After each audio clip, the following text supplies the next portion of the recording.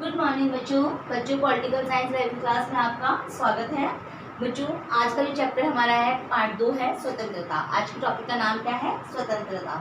स्वतंत्रता शब्द से आप अच्छी तरह परिचित हैं। आपकी नज़रों में स्वतंत्रता का मतलब होता है आज़ादी। लेकिन क्या हर क्षेत्र में हमें आज़ादी प्राप्त हो सकती है? नहीं हो सकती। इसको एक बहुत ही कॉमेडी बात से मैं बताती हूँ कि आप छत पे जाकर कूदना चाहें तो क्या आपको आज़ादी मिल सकती है?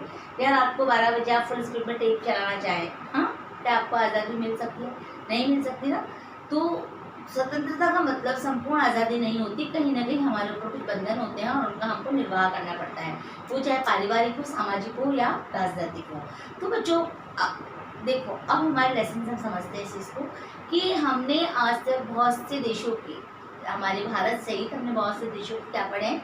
स्वतंत्रता आंदोलनों को पढ़ा है। हमने पढ़ा है कि किस तरीके से कोई एक लीडर होता है, कोई एक समाज होता है, कोई एक समुदाय होता है जो अपनी आज़ादी के लिए अपना सर्वस्व न्यौछावर कर देता है, उसके लिए अपनी जान तक न्यौछावर करने को तैयार हो जाता है। तो आखिर ये आज़ादी ऐसी चीज़ क्या है? ये कैसा मनोभाव है जिसके लिए इंसान अपना सब कुछ लुटा देता है, जिसके लिए अपना सब कुछ अपने जीवन को, अमूल्य जीवन को तबाह कर देता है, पूरा टाइम वो एक कमरे की कोठरी में बिता सकता है। ऐसी क्या चीज़ है ये स्वतंत्रता? तो बेटा स्वतंत्रता एक तरीके से आपका डिसीजन पावर है, आपका जीवन जीने के तरीके पे मिलने वाली आज़ादी का नाम स्वतंत्रता है। तो इस चैप्टर में हम इन्हीं सब बातों का अध्ययन करेंगे।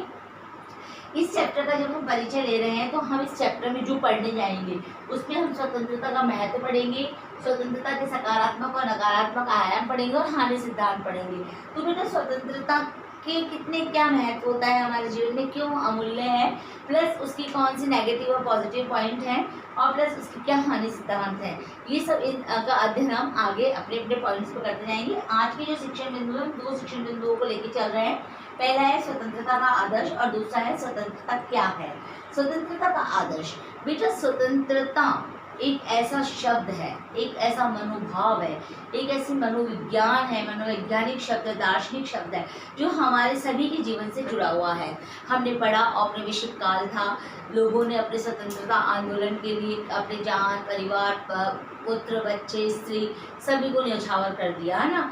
तो क्यों कर दिया? आखिर ऐसा क्या है स्वतंत्रता में, क्या मिल गया हमें स्वतंत्र होकर?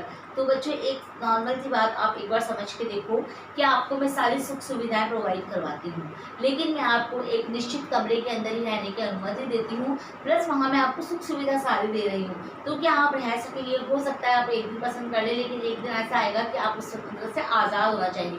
तो वो तड़प जो होती है, वो जो आज़ाद होने की इच्छा होती है, उनको हम स्वतंत्रता का आदर्श मानते हैं कि हमारे अंदर एक जज्बा होता है।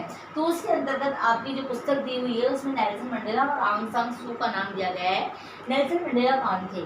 आपने इन शख्स का नाम सुना होगा, पुस्तक में आप देखिएगा नेल्सन मंडेला, जो आपकी पुस्तक का चैप्टर स्टार्ट है ना, इसी में नेल्सन मंडेला और आंग सान सू का फोटो दिया गया है।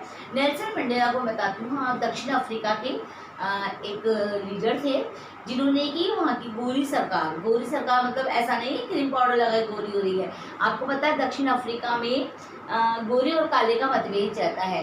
तो इन्होंने अपनी जो वहाँ की सत्ता वर्ग था उसका बहुत पुरजोर विरोध किया और ऐसे क्षेत्रों में वहाँ पे जो अत्याचार होता था, रंगभेद नीति के खिलाफ जो अत्याचार होते थे, वो अपना विकास नहीं कर सकते थे, कहीं डिसीजन नहीं ले सकते थे, खेल नहीं सकते थे, उनके साथ तरह तरह के अत्याचार, तरह तरह के जुल्म होते थे। उनके खिलाफ एक आंदोलन चलाया और वो उसमें सफल भी हुए। बेटा नेल्सन मंडेला क्यों अपने जीवन के अमूल्य वर्षों को उन्होंने जेल में ही गुजार दिया? इन्होंने क्या किया था? अपने जीवन के बहुत से अमूल्य वर्षों को जेल में ही गुजार दिया था। करीब लगभग इन्होंने 21-20 वर्षों को जेल में गुजार दिया। अब आप सोचो, कोई व्यक्ति अपने जीवन के 28 साल, 21 साल, 20 साल, 40 साल जेल में गुजार दे तो उसका जीवन कहाँ रह जाता है? क्यों? इनको बहुत चीज़ें पसंद थी, इनको भी दोस्तों के साथ घूमना पसंद था, इनका पसंदीदा खेल बॉक्सिंग था, लेकिन इन सबको त्याग कर इन्होंने एक अपने आप को एक जेल के अंदर रहकर भी उन्होंने आंदोलन चलाया, क्योंकि अहिंसावादी थे और इन्होंने अफ्रीका की रंगभेद सरकार जो थी उसका विरोध किया और पुरजोर कोशिश करके जो वहाँ का गरीब वर्ग था, अश्वेत वर्ग था, उनके हितों का संवर्धन किया। इसी प्रकार आंग सांग सू एक महिला है, इनकी जो नेल्सन मंडेला की जो पुस्तक थी वो क्या थी, वॉक टू फ्रीडम, यानी कि आज़ादी की तरफ, मतलब स्वतंत्रता के लिए यात्रा। इस स्वतंत्रता के लिए यात्रा में उन्होंने अपनी पुस्तक के अंदर पूरा वर्णन किया है कि किस प्रकार अत्याचार होता है, किस प्रकार अलगाववाद बढ़ा, किस प्रकार एक देश का एक व्यक्ति का दूसरे व्यक्ति पर अत्याचार हुआ, और किस तरीके से उन्होंने आज़ादी के लिए लड़ाई करी, कितना उनको संघर्ष करना पड़ा, कितने जुल्मों का उनको जवाब देना पड़ा, परंतु उन्होंने फिर भी सबको सहा और अपने जीवन को स्वतंत्रता के लिए होम कर दिया। अब बताओ, ये खुद की स्वतंत्रता के लिए तो नहीं किया ना, ऐसा क्या होता है स्वतंत्रता में कि व्यक्ति दूसरों के हित के लिए, जो अश्वेत वर्ग था उसके हित के लिए उन्होंने अपने आप को न्यौछावर कर दिया। बच्चों, इनको उसके लिए बहुत से पुरस्कारों से भी नवाजा गया, नोबेल पुरस्कार भी इनको मिला है और भारत रत्न भी इनको दिया गया, बहुत से पुरस्कारों से इनको नवाजा गया है। अब देखो बेटा, आंग सांग सू, फ्रीडम फॉर फियर। आंग सांग सू ने अपनी एक पुस्तक लिखी है, फ्रीडम फॉर फियर, भय से मुक्ति। आंग सांग सू कहती थी कि अपना अगर विकास करना है तो इस भय से मुक्ति ही एक प्रकार का रास्ता होती है। इनका कहना था कि मेरे लिए वास्तविक मुक्ति भय से मुक्ति है, यानी कि अगर हमें कुछ करना है, हमने कुछ करने की ठान ली है, कुछ करने की मतलब पॉजिटिव चीज़ करने की, अच्छी चीज़ करने की, जिससे हमारा या समाज का या देश का भला हो सके, तो हम ऐसा कुछ करने की ठान लिया और हम कुछ करना चाहते हैं, तो उसके लिए हमें ये नहीं सोचना चाहिए समाज क्या कहेगा, लोग क्या कहेगा, व्यक्ति क्या कहेंगे, हमारी हंसी उड़ेगी, हमारा मजाक उड़ेगा, ऐसा हमें नहीं सोचना चाहिए। भय से मुक्ति, इनके बारे में मैं आपको बताती हूँ। ये जो आंग सांग सू थी, ये बर्मा यानी म्यांमार जिसको कि हम बर्मा के नाम से जाने जाते हैं, वहाँ पर इन लोकतांत्रिक सरकार के लिए इन्होंने संघर्ष किया था। और जब ये लीडरशिप इनकी बढ़ गई थी, उस समय इनको क्या कर दिया, नज़रबंद कर दिया गया था। इनको म्यांमार में ही नज़रबंद कर दिया गया था। यहाँ तक कि आप सोचो, एक महिला थी और इनको नज़रबंद कर दिया, यहाँ तक कि इनको इनके बच्चों से या इनके पति से भी नहीं मिलने दिया जा रहा था। इनके पति के जब कैंसर हो गया तो इन्होंने वहाँ गुहार लगाई थी कि भाई मुझे वीज़ा दिया जाए या मुझे जाने दिया जाए, परंतु इनको वहाँ नहीं जाने दिया गया और ये अपने पति और अपने बच्चों से भी बहुत दूर रही। अब आप सोचो, एक महिला जिसके लिए सब कुछ अपना घर परिवार होता है, वो छोड़कर क्यों वो देश के लिए लड़ी, क्यों वो अपनी आज़ादी के लिए लड़ी, क्यों वो स्वतंत्रता के लिए लड़ी। आखिर कुछ तो इस स्वतंत्रता में है। ये हमारे गांधी जी से प्रभावित थी, नेल्सन मंडेला जी भी गांधी जी से प्रभावित थे। अच्छा, ये तो हमने विदेश की बात कर ली। अब हम अपने देश में ही देख लो, अपने देश में भी कितने स्वतंत्रता संघर्ष हुए हैं और उसमें लोगों ने कितना कुछ बलिदान किया है ना। स्वतंत्रता, सुभाष चंद्र बोस को देख लो, चंद्रशेखर आज़ाद को देख लो, भगत सिंह को देख लो, महात्मा गांधी को देख लो। इन लोगों ने क्या किया, इन लोगों ने देश की आज़ादी के लिए, हमारी आज़ादी के लिए इन लोगों ने अपना सर्वस्व लुटा दिया। तो ये हमारे कुछ आदर्श हैं जो कि हमारी स्वतंत्रता के लिए प्रमुख है। तो ये ये एक आदर्श की शक्ति है कि हमारे समाज, हमारे देश, हमारे विश्व यानी स्वतंत्रता की ये आदर्श हैं। इन आदर्श को अपनाकर हम भी क्या कर सकते हैं, हम भी विरोध कर सकते हैं अगर हमारे ऊपर अत्याचार होता है तो। और इन्हीं आदर्श को अपनाकर उस समय दक्षिण अफ्रीका हुआ, भारत हुआ और लैटिन अमेरिका के कुछ देश हुए, इन लोगों ने क्या किया, इन लोगों में स्वतंत्रता का भाव जागा, एक जो उनकी राष्ट्रवाद की भावना थी उसका उदय हुआ और उनमें सोई हुई स्वतंत्रता का पुनः उदय हुआ।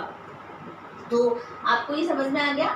दूसरा टॉपिक जो है हमारा, स्वतंत्रता क्या है। अब जैसे मैंने आपसे पार्ट के स्टार्टिंग में बताया कि स्वतंत्रता क्या है, तो बच्चों स्वतंत्रता को अगर मैं सीधे शब्दों में, अपने पॉलिटिकल साइंस के शब्दों में बोले तो सरल शब्दों में जो कहा जाता है वो है भारी प्रतिबंधों का अभाव।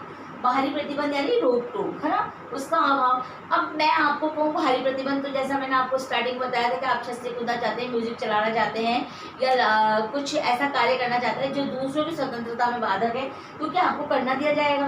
तो बाहरी प्रतिबंधों में अभाव सही बात है, लेकिन ये स्वतंत्रता का एकमात्र पहलू है। जबकि इसका वास्तविक अर्थ क्या होता है, स्वतंत्रता का वास्तविक अर्थ होता है कि भारी प्रतिबंधों का अभाव हो, एक ऐसा समाज हो, एक ऐसा देश हो जहाँ व्यक्ति अपना सर्वांगीण विकास कर सके, जहाँ व्यक्ति अपने विकास के लिए आज़ाद हो, उसके पास डिसीजन पावर हो, वो निर्णय क्षमता हो, वो निर्णय कर सकता हो, वो अपने आप को अभिव्यक्त कर सकता हो। कई बार ऐसा नहीं होता, अपनी क्लास होती है, किसी बच्चे के बहुत अच्छे विचार होते हैं, वो व्यक्त नहीं कर पाता है, लेकिन इसका स्वतंत्रता का क्या मतलब होता है, वास्तविक अर्थ में व्यक्ति का अपनी रचनात्मकता और क्षमताओं का विकास करना। यानी एक स्वतंत्र समाज वही होता है जहाँ व्यक्ति की जो संभावनाएं हैं और उसका जो विकास है, उसके जो अंदरूनी गुण है, प्रत्येक व्यक्ति में कोई न कोई गुण होता है। अब उस संभावनाओं को बाहर निकाला जा सके, बिना डर के, बिना भय के वो अपनी उन संभावनाओं को बाहर निकाल सके, अपनी क्षमताओं के द्वारा अपना विकास कर सके, वही स्वतंत्रता कहलाती है। तो बेटा केवल बाहरी प्रतिबंधों का अभाव ही स्वतंत्रता का एकमात्र पहलू नहीं है, बल्कि बाहरी कुछ प्रतिबंध होते हैं जिनको कि प्रत्येक समाज स्वीकार करता है। वो मान्य होते हैं, सामाजिक मान्यताओं के द्वारा मान्य होते हैं, कानून के द्वारा मान्य होते हैं, प्रतिबंधों के द्वारा मान्य होते हैं, और उनका पालन करना ही एक व्यक्ति का नैतिक कर्तव्य होता है। यानी स्वतंत्रता सर्वत्र आज़ादी नहीं है कि मनुष्य सर्वत्र स्वतंत्र जन्मा है, ये बात सही है, स्वतंत्रता हमारा जन्मसिद्ध अधिकार है, लेकिन स्वतंत्रता भी एक हद में होती है। अगर आपकी स्वतंत्रता किसी दूसरे के लिए बाधक है, किसी दूसरे व्यक्ति की स्वतंत्रता में समाज का अहित कर रही है, तो आपको उस पर कुछ प्रतिबंध लगाए जाएंगे। अब ये अपना अपना समाज होता है, वो देखता है कि समाज में कितना प्रतिबंध लगाया जा सके। वो समाज अपनी अपनी मान्यताओं के द्वारा, अपनी परंपराओं के द्वारा, अपने साधनों, अपने लक्ष्यों के द्वारा अपने अपने समाज में प्रतिबंध। देखो, हर देश के कानून अलग होते हैं ना, हर देश के कानून अलग होते हैं। वैसे वो क्यों होते हैं? क्योंकि वहाँ उसी के अनुसार व्यवस्था चलाई जा सकती है। तो मतलब कुल मिला के हम क्या सारांश निकालते हैं? हम निकालते हैं कि एक स्वतंत्र समाज वह होता है जिसमें व्यक्ति अपना हित संवर्धन प्रतिबंधों के बीच करने में सक्षम हो, यानी कि अनुशासन में। अभी आप क्लास में हैं, क्लासरूम में हैं, आपका हित संवर्धन हो रहा है वहाँ, लेकिन वहाँ पे क्या होता है, अनावश्यक आप डिस्टर्बेंस नहीं कर सकते। कुछ बातें आपको आपका विकास होने के लिए राइट से, लेकिन आप उस पर अनावश्यक चीज़ नहीं करते। खेल के मैदान में आप जाते हो, जीतना आपका लक्ष्य है, जीतने के लिए आपको पूरी स्वतंत्रता है, लेकिन वहाँ पे जो नियम होते हैं, कायदे कानून होते हैं, उनको आपको फॉलो करना पड़ता है। ऐसे ही कुल मिला के आज हमने क्या पढ़ा? हमने स्वतंत्रता का आदर्श पढ़ा, जिसमें हमने नेल्सन मंडेला और आंग सान सू के बारे में पढ़ा, और स्वतंत्रता क्या होती है, क्या स्वतंत्रता बाहरी प्रतिबंधों का अभाव है, ये पढ़ा। और हमने जाना कि ये एक पहलू स्वतंत्रता का एकमात्र पहलू है, जबकि स्वतंत्रता का वास्तविक अर्थ है व्यक्ति का सर्वांगीण विकास, जिस क्षेत्र में हो सके, व्यक्ति अपने डिसीजन ले सके, व्यक्ति अपने अभिव्यक्ति कर सके, अपनी रचनात्मकता और अपनी क्षमताओं के द्वारा अपना विकास कर सके, वही स्वतंत्रता कहलाती है। तो मैं ये समझती हूँ आपको यहाँ तक समझ में आ गया होगा। एक दूसरी बात मैं आप लोगों को कहना चाहती हूँ बच्चों, होमवर्क तो आपको हर लेसन का करना ही है, सभी क्वेश्चंस करने हैं, और अगर आप अपने पर्सनल नोट्स बनाते हो तो उसके लिए आप एक अलग से कॉपी बना लीजिए, उसमें आप अपने पर्सनल नोट्स बनाइए। क्योंकि नोट्स जब पर्सनल बनते हैं तो हर किसी के अलग होते हैं, ठीक है। और जो हमारे कॉपीज होनी चाहिए, होमवर्क कॉपी होनी चाहिए, उसमें हमारा इक्वल वर्क होना चाहिए। तो जो हमारी होमवर्क कॉपी है उसमें आप पाठ्य पुस्तक के प्रश्न उत्तर ही करेंगे। उसके अलावा अगर मैं कोई प्रश्न देती हूँ आपको करने के लिए, खुद प्रश्न लिखकर तो या फिर बोलकर, तो आप उसको अपने उस कॉपी में करेंगे। अन्यथा जो भी वर्क दिया जाता है आपको सारणी बनाने का, चार्ट बनाने का, वो आप अपनी अलग कॉपी में करेंगे।